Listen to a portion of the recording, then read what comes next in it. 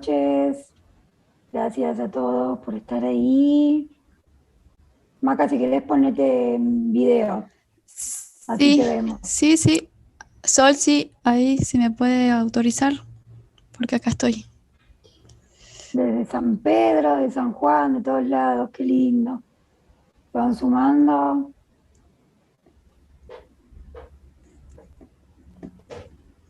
Hola a todos. Recuerden que el box de chat de preguntas y respuestas es solo para hacer preguntas que sean de la clase, ¿sí? Para otras cosas, otras consultas con respecto al curso, lo van anotando en el chat, pero este chat de preguntas y respuestas va a ser para preguntarle a Macarena lo que vaya surgiendo durante la clase, ¿sí? Bueno, vamos a empezar con la clase de hoy, que la va a dar mi amiga y licenciada Macarena Liendro. Ella trabaja en Salta, en la clínica Altos de Salta. Es también compañera del grupo de trabajo de la Sociedad de Kinesiología Cardiorrespiratoria en la sección de pediatría. Así que bienvenida, Maca, gracias por haber aceptado la invitación. Repito, Gracias, gracias a Sakitare, que también nos permite hacer esto, y a Tecnoimagen, que nos da el lugar exactamente. para poder acompañarlos a todos ustedes en este camino de aprendizaje que estamos continuamente aprendiendo todos. Así que hoy Maca nos va a hablar de ventilación invasiva en el paciente pediátrico. Eh, si querés arrancar, Maca, que yo estoy de Dale, este lado. bárbaro. Eh, bueno, en primer lugar agradecerle a Mari por esta invitación, al equipo que tenemos de este grupo, que es fantástico, que ya se generó una amistad casi entre todos, a Caro, a Fede, a Lali, a Tecnoimagen por esta invitación y bueno, desde acá a mi equipo de trabajo de los kines de Exalta, también mandarles un beso grande, a Fabi Pícola que está por ahí, también un kine que me Hermoso, formó, así hermoso. que un beso grande, sí. Tuve la oportunidad de estar allá con los kines de Salta, con las enfermeras de Altos de Salta, que Sí, estuvimos dando un curso de BNI, que la pasamos bomba, la gente súper permeable a aprender y a preguntar. sí, La verdad que es muy linda la clínica, muy linda la gente, y así que nada, gracias por estar de ese lado, Maca. dale, gracias Mai. Bueno, vamos a empezar. ¿Vale? La idea de esta, vamos al comienzo. La charla es empezar con algo como trabajo yo, con un poco de música, como para entrar a relajarnos hasta que comiencen a interesar los que faltan. Un ratito, si hay alguien. Sí, seguramente igual se vayan sumando con el tiempo porque Bueno, se van sumando. Igual ya tenemos bueno. 853 asistentes, así que ya estamos ¡Wow! súper ¡Qué lindo! preparados. Buenísimo. Este tema que vamos a hablar hoy es un tema bastante, dentro de todos son importantes, pero esto es como la idea de esta clase fue armar desde un nivel muy básico, desde un nivel de aprendizaje escalonado, porque creo que si entendemos lo fisiológico, lo normal, podemos ingresar a lo patológico. Para entender primero qué es la ventilación espontánea, decimos que en una situación de reposo se produce un punto de equilibrio entre dos fuerzas contrapuestas. Si separamos al pulmón de un lado y ponemos a la tórax del otro, el pulmón tiende a contraerse y a retraerse, el tórax tiende a abrirse. Pero por una cuestión muscular y una cuestión de todo lo que pasa a nivel de equilibrio, se mantiene la fuerza. La fase inicial de la inspiración inicia con la contracción del diafragma, ¿sí? Y la fase final es la que se genera a través de la caída de la presión alveolar, iniciando, o sea, la presión alveolar inicia la entrada de aire, el pulmón gana el volumen y eso se hace a través de la presión transpulmonar. Se incrementa hasta el momento que la contracción muscular es máxima, la presión transpulmonar máxima coincide con el momento máximo del volumen pulmonar, entonces ¿qué pasa? La presión alveolar se igualan y la presión atmosférica y el aire, ya donde el pulmón no entra más, ahí se inicia la fase expiratoria. La fase expiratoria se realiza pasivamente por cese de la contracción de los músculos inspiratorios y el de esfuerzo se realiza activamente. como para entender en qué consiste la ventilación mecánica. ¿A qué llamamos ventilación mecánica? Es el procedimiento utilizado para sostener la respiración de modo transitorio por medio de la entrada de aire aplicando presión positiva, que se realiza externamente por un circuito donde esté presurizado por un medio de un tubo endotraqueal, hasta la recuperación de la capacidad funcional suficiente para reasumir la ventilación espontánea. ¿Por qué les explicamos todo esto? Porque si logramos entender desde el nivel más básico en qué consiste, vamos a poder comprender a medida que vamos avanzando escalonadamente los conceptos.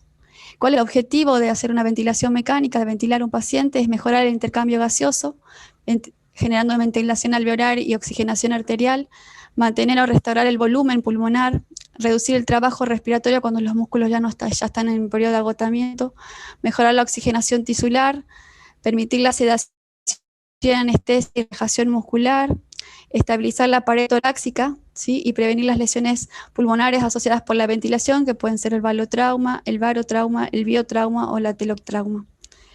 Y no nos olvidemos que hay situaciones donde desde el otro lado el objetivo nuestro no solamente es acompañar los procesos desde lo que estamos capacitados, que es la kinesiología, sino también estos momentos donde el contacto fundamental, que es la madre con el niño o el cuidador o el papá o el que esté en ese lugar, es poner en palabras, y también es fundamental que ellos lo sientan, y el desarrollo de la sensibilidad y la propiocepción en los niños con la madre o el que cuida.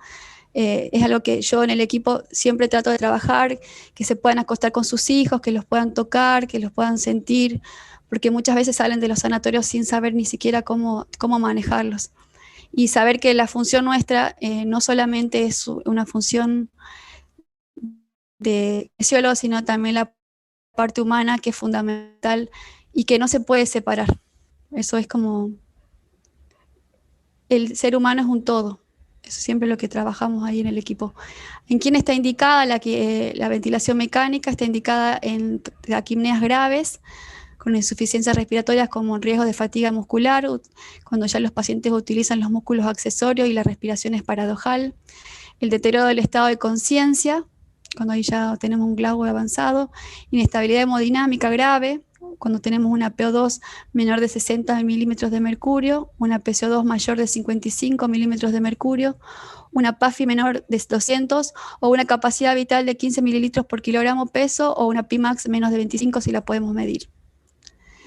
Esto es bastante simple para los que no conocen. Hay muchos kinesiólogos que están estudiando, están en el primer nivel, así que la idea de esta clase fue hacerla lo más básica posible para los que ya conocen, les resulte totalmente amigable, pero para los que no, les hago una presentación como es un respirador. Tenemos una parte anterior donde hay un panel de programación donde el kinesiólogo o el enfermero o el equipo médico lo setea, un circuito donde están las tubuladuras, la rama inspiratoria y la rama expiratoria, y un sistema de humidificación, que ahora le vamos a explicar, un blender de oxígeno donde sale el aire comprimido de la pared, ¿sí? y el oxígeno.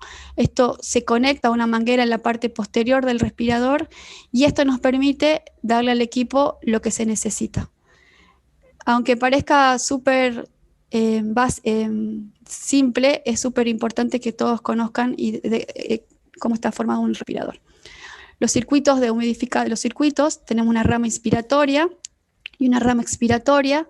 Actualmente se utilizan filtros en la salida y en las entradas de los equipos, porque por la situación del COVID, lo amerita.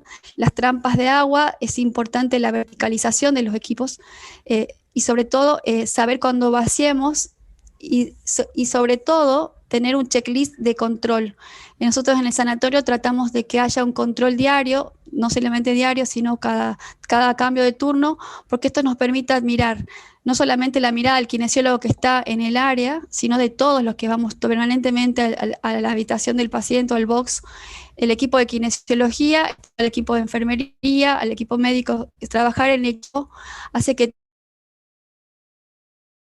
todo esto, el engranaje más fácil de trabajar. La comunicación es fundamental, que todos de distintas ideas fundamentales, trabajar entre todos. Esto es un circuito, normalmente lo van a ver de esta forma, ¿sí? Los equipos, esto es un humidificador activo, tiene que estar a 37 grados centígrados o con una humedad absoluta de 44 miligramos por litro. ¿Y esto qué nos permite? Que la vía aérea, como no está la nariz natural funcionando, tenga una temperatura que sea acorde para lo que el paciente necesita. Si nosotros excedemos la temperatura en la tubuladura, lo que pasa es que el paciente puede sufrir lesiones en la vía aérea. ¿Y qué pasa si también no le damos la temperatura correcta? También al no tener la función del calor, la humedad y el filtro, el paciente hace tapones mucosos que tampoco le favorece para su clínica.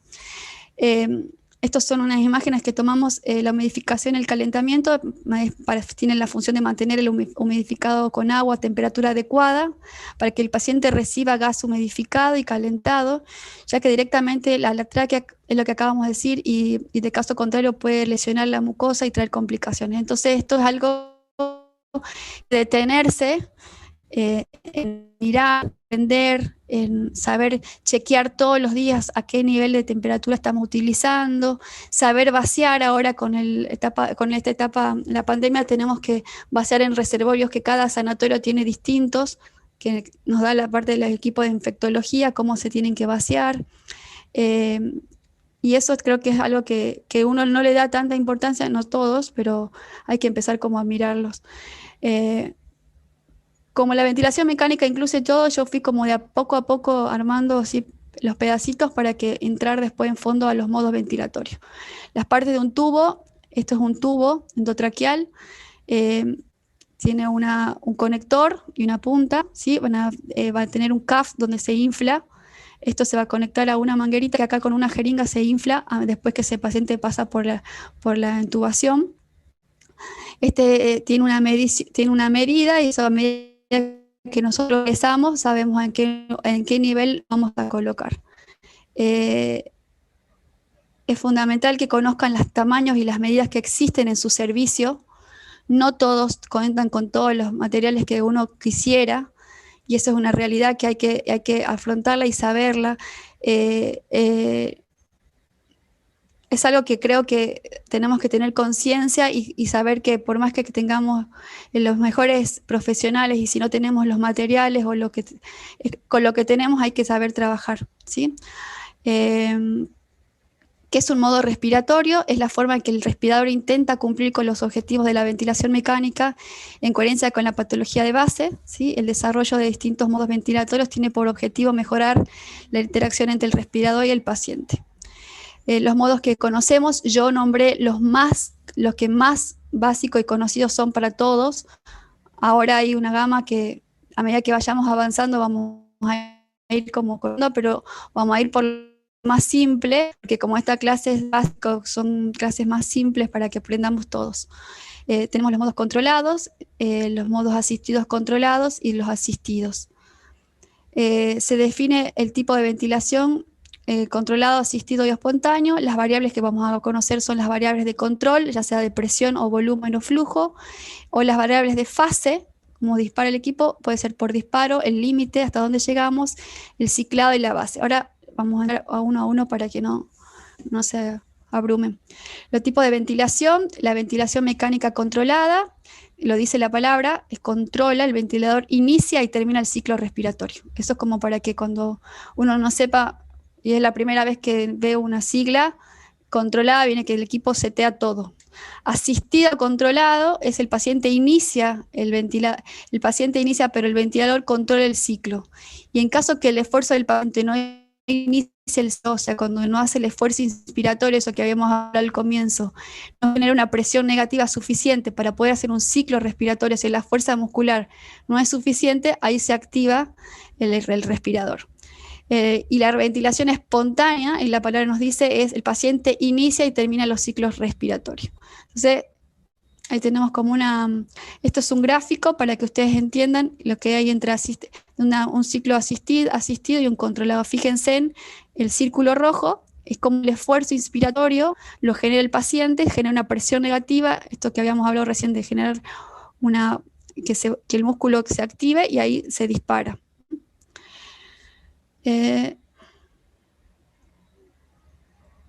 las variables de control, regula la entrada del gas durante la inspiración, tenemos control por volumen o flujo, se programa el volumen, ¿sí? O flujo, siendo la presión la variable dependiente. Esto siempre lleva a confusión, bueno, a mí me llevaba a confusión, así que claro, el que lo tiene claro, buenísimo, y el que no, se los vuelvo a explicar. Se programa el volumen, quiere decir que yo pongo el volumen que yo quiero setear, y lo que sí varía, la variable dependiente, va a ser la presión, o sea, eso va a ser dependiendo qué es lo que pasa en el circuito. Y el control por presión, se programa la presión, ¿sí? ¿Y qué depende y qué va a depender ahí? El volumen. Cuando hablamos de controlada, es lo que acabamos de hablar, sustituye por completo la función ventilatoria del paciente, puede ser por presión. La variable de control programada es la presión y la respuesta es el volumen, más de lo mismo. Ahora, aquí es cuando hablamos de asistido controlado. Se define toda la respiración asistida, donde el paciente determina una frecuencia respiratoria, el operador fija la PIP o la PEPS y el tiempo inspiratorio, y existe un respaldo de frecuencia respiratoria si el paciente está apneico. ¿Qué quiere decir esto? Yo, operador, dejo una frecuencia, en caso que el paciente no logra hacer el esfuerzo inspiratorio, le dejo un backup de respiración.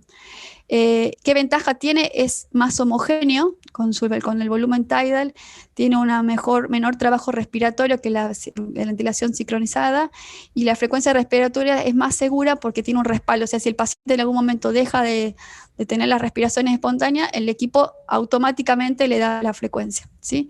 ¿Qué ventajas tiene? No tiene un control de la frecuencia, o sea, no tiene exactamente, solamente reconoce que hay algo y redispara. El proceso de del destete menos familiar, o sea, no lo utilizamos para los procesos de destete. Que es importante que baje la presión pico inspiratoria en vez de la frecuencia respiratoria.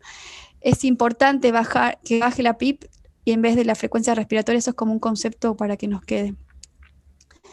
La ventilación mandatoria intermitente, que tiene como ventaja, es una presión máxima en el pulmón, directamente controlada. El VT aportado es menos afectado que la fuga en el tubo endotraqueal.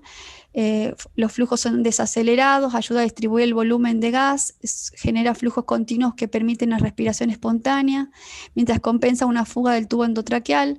Y la desventaja es que falta del control directo del DT, ¿sí? Esto tampoco está tan utilizado. ¿Qué es una variable de fase? Es como dispara el respirador.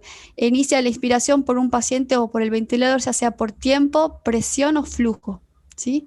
El límite lo va a dar el control, el valor máximo de la inspiración, hasta donde yo seteo. El ciclo finaliza hasta donde finaliza la inspiración, y puede ser por tiempo inspiratorio, por volumen o por flujo. Y la base es cómo yo seteo la presión, la PIP, ¿sí? La presión expiratoria seteada. Esto es en un gráfico de variables de fase. Van a poder observar cómo es el límite que yo seteo.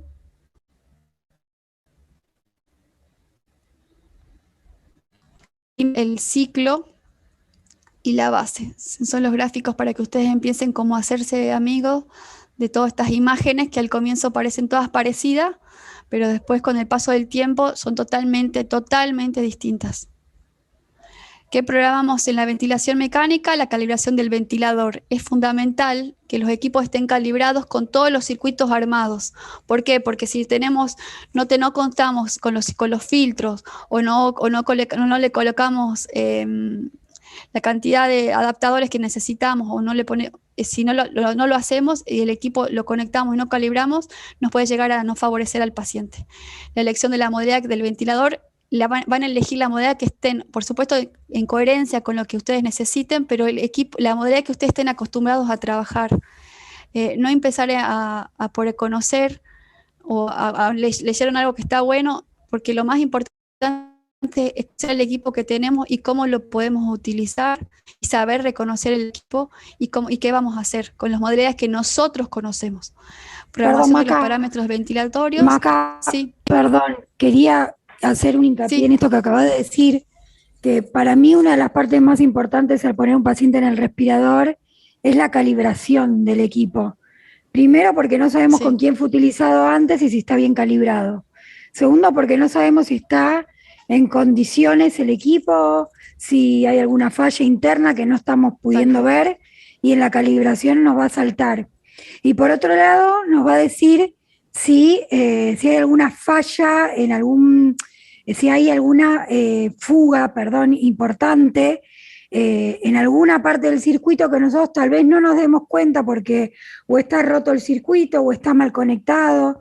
Entonces, Sí, al poner al paciente en el ventilador, súper, súper importante la calibración del ventilador, sí. ¿sí? Más allá de después, obviamente, la elección de la modalidad, que eso tendrá que ver con la patología del paciente, con el manejo que nosotros tengamos de las modalidades, pero la calibración me parece como que es súper importante que la hagamos Sí. siempre, porque además también vas a poder poner distensibilidad o no, como que me parece que es re importante Exacto. esto de la calibración, ¿no?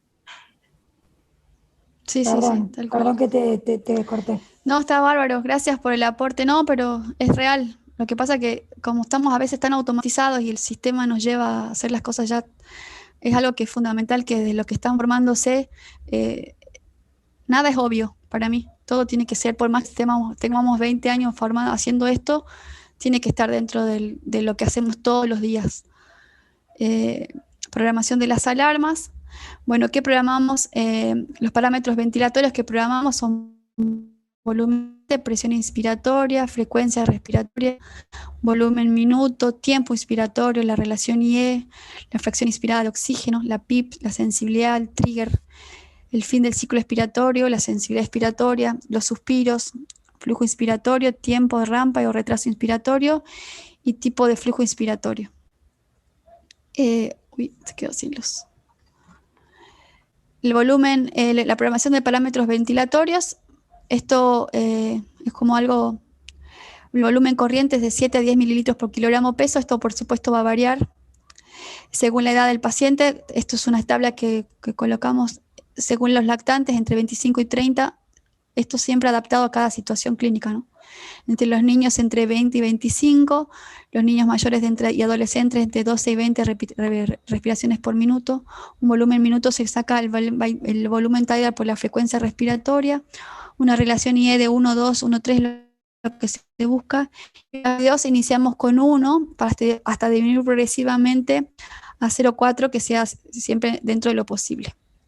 ¿Qué seteamos con las alarmas? La presión, el volumen, la frecuencia respiratoria elevada, las apneas, el oxígeno, otras automáticas como la desconexión, estar atento con eso, del suministro de energía, la caída de aumentos de...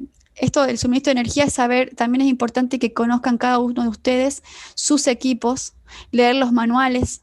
No sé si May coincide, leer los manuales de qué tiempo de batería tienen sus equipos, porque también eso es algo que a veces Sí, no le prestamos, sí. muchas veces lo que se puede hacer y que nosotros en general hacíamos para tener más control del tema de esto de las desconexiones, no del equipo, sino del suministro de energía, es colocarle una cinta roja al cable del equipo para que sepamos todos que ese es el enchufe del respi. Entonces tiene que estar conectado siempre en el panel de emergencia, ¿sí? Que si la clínica, el hospital se queda sin suministro, el equipo siempre esté enchufado en el panel de emergencia para que no se quede sin suministro energético y no tengamos este problema, ¿sí?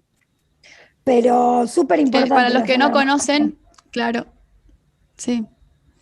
El panel de emergencia, para los que no conocen, es cuando uno se queda sin energía, esa área está permanentemente Esa línea va a con tener energía. siempre Sí, energía, sí.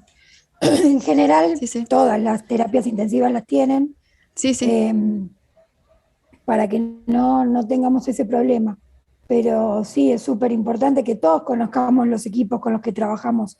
Muchas veces lo que yo hago cuando alguien viene a conocer el servicio para poder hacer alguna guardia o empezar a trabajar con nosotros es, bueno, mira, nosotros acá tenemos este equipo, tenemos el Maquet, tenemos el AVEA, trabajamos con este, trabajamos con otro, como para tener un pantallazo de lo que es el equipo, ¿no?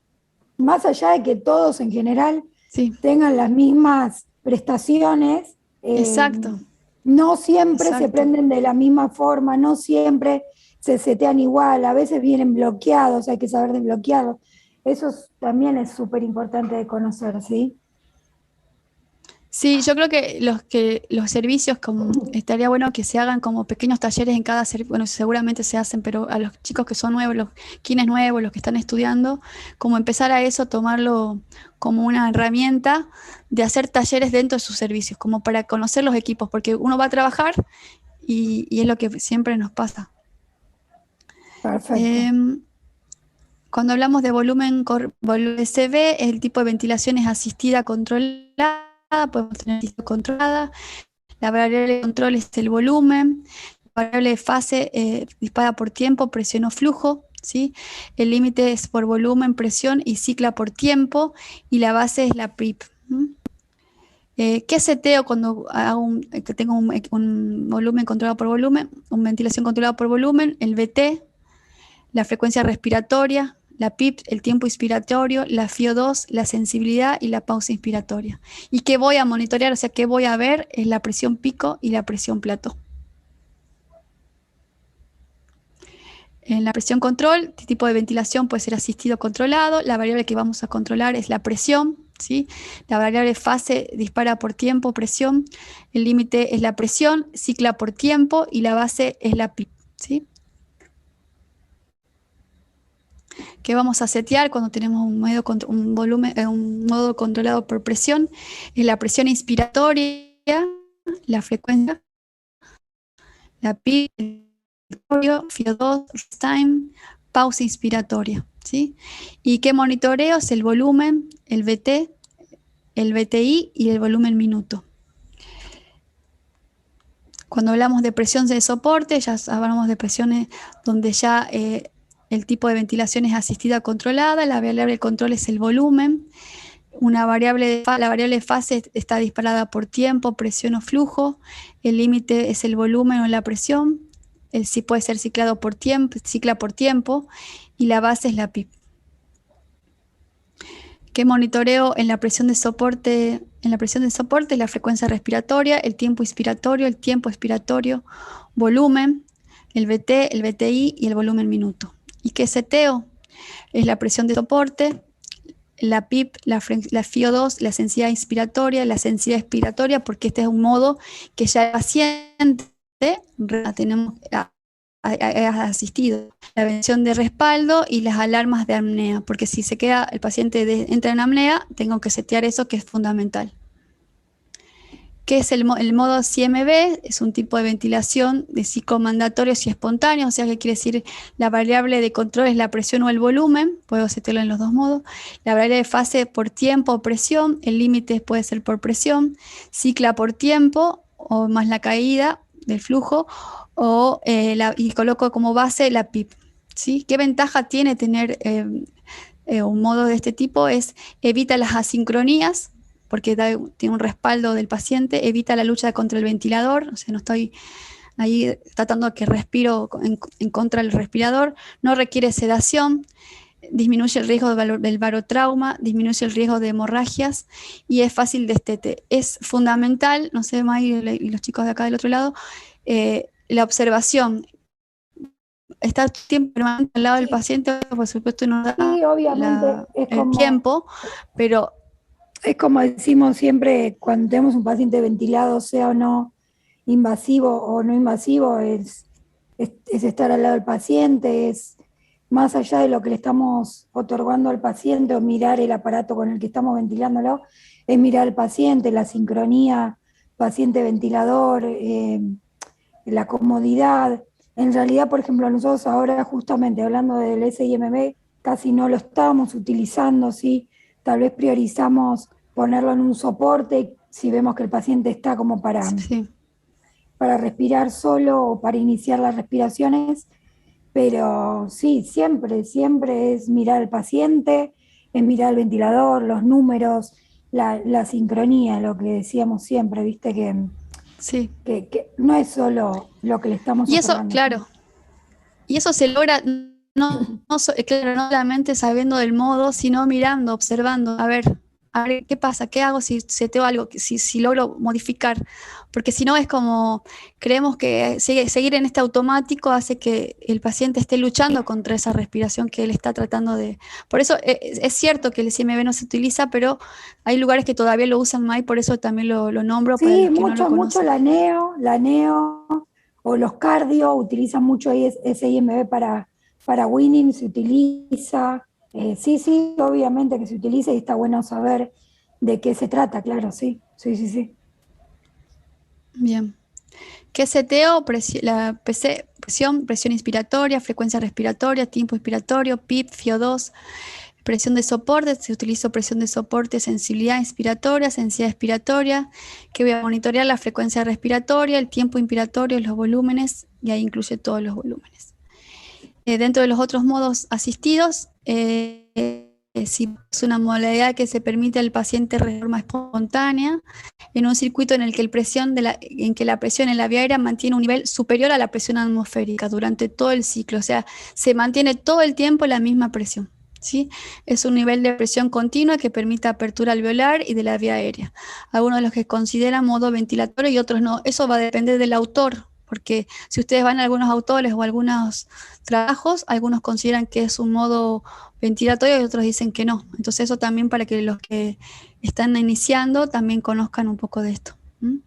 Acá hice un cuadro comparativo entre ventajas y desventajas, como para que lo tengan un poquito claro. Cuando hablamos de destete, como el final, ¿no?, de lo que esto tiene que ver con la ventilación mecánica, es la transición desde la ventilación mecánica a la espontánea, ¿sí? Cuando ya estamos pasando a una etapa donde el paciente respira por sí solo, es necesario, ahí donde hablaba lo que hacía Mamay, es necesario evaluar las condiciones del paciente para ver si está desconectado del ventilador y realizar una prueba de ventilación espontánea. Lo hacemos con tubo en T, presión de soporte o CPAP, entre 30 a 120 minutos. Existen algoritmos de destete que ahora se los vamos a compartir. Es exitosa cuando se mantiene el respirador espontáneo por más de 48 horas, después de retirado el soporte ventilatorio. O sea, si durante 48 horas el paciente logra estar en respiración espontánea, es exitosa. Nosotros les compartimos lo que trabajamos como en el servicio, esto lo armamos con el equipo, como para que siempre haya una mirada en conjunto y que todos tengamos la misma forma de ver. Y otra cosa que quería compartirles es este checklist que nosotros armamos para todos los equipos, no solamente de kinesiología, sino de enfermería, que se mantienen en el servicio, porque nos parece, a mí y al equipo de Agustín, a todos los chicos, nos parece como importante evidentemente estar observando y viendo día a día y hora y cada turno lo que qué pasa con este paciente y eso hace que entre todos, si hay algún error, alguna cosa que esté mal ubicada o estamos o se cambió el paciente y el humidificador quedó en 4, esto te permite ordenadamente estar como así en presencia y en conciencia de lo que está pasando. La monitorización respiratoria, es importante monitorizar la mecánica ventilatoria, o sea, ver el total, no solamente ver la pantalla del monitor, sino ver qué pasa alrededor. Y en eso yo nunca me detengo, nunca avanzo tan rápido, sino siempre mirar el total. A ver qué pasa con la diuresis, qué pasó con la temperatura, qué pasó. Mirar, preguntar, ser curioso de lo que está pasando alrededor. ¿Qué pasó con los volúmenes? Porque si no es como mirar un solo pedazo y el ser humano no es un pulmón nada más, ni una vía aérea, sino está integrado en un montón de partes. La gasometría y el equilibrio ácido-base, preguntarle a los equipos de laboratorio, esa comunicación que tiene que ser fluida con todos los equipos, la oximetría de pulso, saber que la oximetría de pulso no es la única herramienta que nos dice todo, muchas veces nos da. Siempre, casi, si tenemos el dedo humedecido, si está frío, no es lo correcto, no es siempre fijarnos en eso. Si tenemos aquí con capnografía, que no todos lo tienen, o saber a utilizarlos y aprovecharlos. Los que no conocen nos pueden escribir y los podemos mostrar, ¿sí? Este es el equipo donde el que nosotros formamos parte, que se va armando de poco a poco.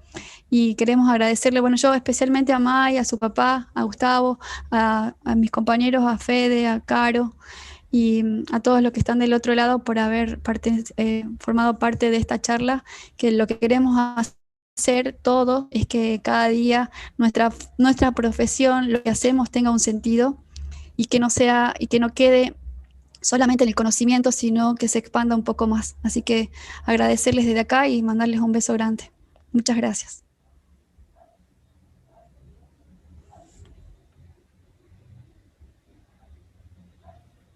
Gracias, Maca.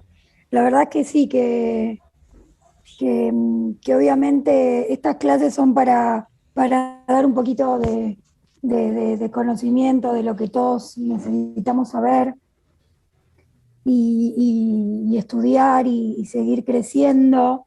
Eh, Creo que este año lo bueno que dejó la pandemia es que demostró un poco todo lo que el kinesiólogo respiratorio sabe, hace y creo que eso es lo importante, que podamos seguir formándonos permanentemente, más allá de los años que tengamos ejerciendo. Es muy importante la formación continua, esto de escucharnos los unos a los otros, hacer las clases, lleva mucho tiempo hacer una clase, así que nada, muchas gracias Maca, estuvo súper clara.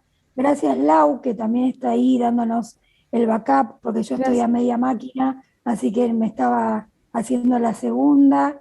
Eh, si surge alguna duda, porfa, escríbanla en el chat. Acá justo hay una duda que dice, en unidad pediátrica, en casos generales, el tubo endotraqueal no lleva balón de neumotaponamiento porque en general el balón de neumotaponamiento en pediatría no se utiliza, pero no sé si las chicas tienen alguna otra experiencia.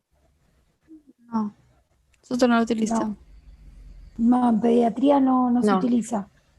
No, nosotros tampoco. Valeria pregunta si el valor el valor o el balón, debe estar preguntando, del TET se desinfla para aspirar, ya sea abierto o cerrado. No, el balón lo que hace es no permitir la fuga del aire, que en general tampoco se utiliza en pediatría el tubo con balón. Sí, en este último tiempo, por una cuestión epidemiológica, se trató de utilizar un poco más, pero en general no se utilizan balones en pediatría, salvo algunos casos, pero no se desinfla para aspirar porque no tiene nada que ver. Uno aspira dentro del tubo, y si quiero aspirar, aspiro boca para aspirar lago, pero no para pasar más allá del balón. Por la anatomía de la vía aérea del bebé, ¿qué es en forma de embudo? No entiendo qué dice Pedro. ¿Puede utilizarse insuflado en el postoperatorio? Bueno, se responden entre ellos, no sé de qué hablan. A ver qué más hay. La altura del humidificador siempre tiene que ser por debajo del paciente, dice Valeria. Sí, es verdad, para que la condensación del agua no llegue a las ramas. ¿Sí? ¿Cuánto tiempo puedo aspirar? Pregunta Viviana. En realidad son segundos, ¿sí? Porque vos estás... Segundos, vos tenés que... Entrar lo más rápido posible, ¿sí? Porque es algo traumático, estás cortando la ventilación invasiva, así que son segundos. En sus unidades de trabajo, ¿utilizan SIMB como modo de progresión del paciente? Y otra pregunta, también respecto a sus unidades de trabajo. ¿En qué modo utilizan frecuentemente para la prueba de respiración espontánea? ¿Maca? Se cortó, May. ¿En la prueba que dijo? Sí, si vos utilizás nosotros no utilizamos SIMB. Sí. No, nosotros usamos presión de de soporte y tubo en T. Bien, sí, tubo en T para... En realidad la prueba de ventilación espontánea hubo una revisión hace muy poco que se hizo en SATI, que hablaba de que muchas unidades de trabajo utilizan el soporte. Perdón, mi perro se atacó. Perdón. Muchas unidades utilizan el CPAP como forma de prueba de ventilación espontánea, pero al vos tener un nivel de presión y de frecuencia respiratoria de backup, estás sobreestimando la frecuencia respiratoria del paciente, por lo que se recomienda utilizar para la prueba de ventilación espontánea el tubo en T, ¿sí? Esa es la prueba gold standard. Pero Perdón, chicas, meto un bocadillo. Sí, obvio. Un poco a favor de lo que decía Mai recién. También hay una revisión, bueno, la de Sati capaz es más reciente, pero hay un artículo de Kemani, publicado en 2016, si no me equivoco, donde habla presión de soporte versus tubo en T y es los la resultados. Revisión de Kemani, sí, es la revisión de Kemani. Ah, bien, justamente, ¿no? Como que termina siendo el gold estándar, sigue siendo el tubo en T para las pruebas de ventilación espontánea.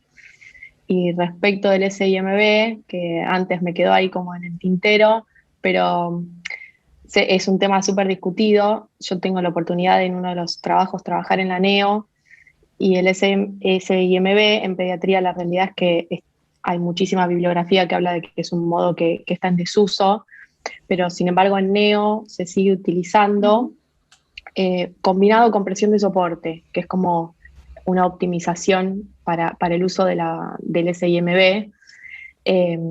La realidad es que si vamos a los hechos y a la práctica cotidiana, usar el SIMB con presión de soporte sigue siendo más efectivo usar presión de soporte o poner al chico en un CPAP, pero bueno, quizás ahí es donde lo podrían llegar a ver más frecuente, porque todavía cuesta un poquito desterrar la idea y el concepto de cómo funciona el SIMB. Perfecto, súper claro. Gracias, Lau. Bueno, creo que no sé si hay alguna pregunta más. Ahí dicen 20 segundos como máximo para la aspiración, es verdad. Cerrada es lo mismo, la aspiración abierta y cerrada es lo mismo, ¿sí? Lo que sí, la aspiración cerrada es mucho más segura, porque no estoy despresurizándole el paciente, desconectándolo y conectándolo al respirador, pero igualmente no es la misma presión que le llega cuando yo estoy aspirando, por una cuestión fisiológica, que cuando no estoy aspirando. Igualmente es 20 segundos, ¿sí? Que nos cuenta Carolina que en la NEO, de donde ella trabaja, se combina SIMB y soporte, pero en la UTI ya no utilizan SIMB, ¿sí? En general estamos todos en el mismo camino. Sí, en la NEO lo van a ver más porque además también es más frecuente ver el paciente despierto, ¿no? Sí, sin sedación o con muy poca, entonces suele ser un modo que se usa bastante, pero creo que porque hay mucha también bibliografía que habla de eso y no hay evidencia, o cuesta mucho encontrar evidencia que hable de otros modos en neo, que no significa que no se puedan usar. La verdad que hoy por hoy y las últimas tendencias en neonatología es usar modos con volumen garantizado. Presión de soporte, volumen garantizado sería uno de los modos mucho más efectivos y mucho más cómodos para el paciente. Que el SIMB con soporte, que la realidad es que da muchísimas asincronías, así uno le sume el soporte, sigue dando muchas asincronías. Entonces, si logramos entender ese concepto y poder optimizar la ventilación del paciente, así esté despierto, vamos a ganar mucho en días de ARM, en complicaciones. Así que si uno puede pensar en introducir de a poco en las neo donde trabajen en los modos con volumen garantizado, creo que van a poder mejorar bastante. Buenísimo, buenísima la experiencia. Sí, buenísimo. Acá Valeria nos pregunta cuál es la experiencia en BAFO, si la utilizamos. No sé si querés responder vos, Maca, yo después cuento de nuestra unidad de trabajo. Nosotros sí utilizamos en la NEO. Lo utilizan en la NEO. En algunas situaciones, pero no lo usan. Sí. En pediatría lo utilizábamos. La realidad es que hay hoy un montón de protocolos y de maniobras de reclutamiento que se utilizan mucho más ahora para poder captar al paciente, pero cuando no tenemos más herramientas para poder reclutar alveolos, sí utilizamos BAFO. Lo utilizamos cada vez menos, pero se sigue utilizando, sí. ¿Desde qué presión media comienzan a planificar el destete? ¿Qué presión media qué? ¿Desde qué presión media comienzan a planificar el destete? O sea, ¿cuándo vos pensás en planificar un weaning? Primero que se haya resuelto la patología de base y que esté todo listo para poder empezar bajando la sedación, no siempre tenemos para medir la balón de fuerza, así que es mucho lo que yo le decía, mucha clínica, mucho observar, todo el tiempo estar al lado del paciente y es como el día a día. No es que no existe un punto de corte, decía a partir de ahora, no. No, yo creo se resolvió, que también, bueno, ahora... exacto. Sí. Primero se tiene que resolver por qué el paciente llegó a la ventilación mecánica. Y creo que el weaning tiene que empezar desde el día 1, ¿sí? Tratar de extubar al paciente en cuanto se pueda realizarlo, todos los días realizar una prueba de tubo en T, si el paciente nos permite, si la ventana de sedación está hecha, si vemos que el paciente está bien, se tiene y se debe de probar el tubo en T para poder sacarlos. Sí entiendo que si tengo un paciente con 20, 10 de PIP, no voy a empezar el destete, la ventilación mecánica, pero sí, veo que resolvió lo que lo llevó a la ventilación mecánica y pudimos empezar a bajar la sedación, entonces ahí es el momento de arrancar el destete.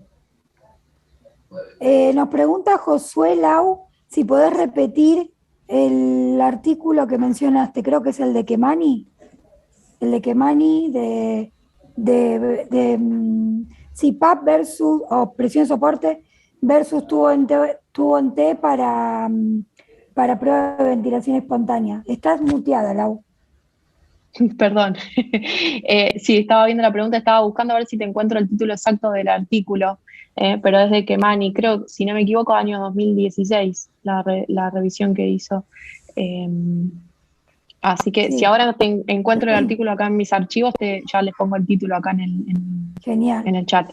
Genial. La clase se la van a poder ver por YouTube, queda grabada y se sube a YouTube. Después la gente de Tecnoimagen pasa el link. Creo que no hay más preguntas. No sé si en el chat, una vez resuelta la patología, es lo mismo que dijimos. Bueno, nada, no hay más preguntas. ¿Cuál es el nombre? Listo, no hay más preguntas. Ahí está, mira, ahí Juli de Tecnoimagen dice que se subirán dentro de las 72 horas finalizada la clase. También la pueden encontrar en el canal de YouTube, ¿sí? En el chat. Ahí está todo. Bueno, desde ya, nuevamente, muchas gracias por estar del otro lado. Gracias a las chicas Gracias. de Tecnoimagen que nos dieron soporte, a Lau que me hizo de backup y a Maca que dio una excelente clase. Al final me hablé todo.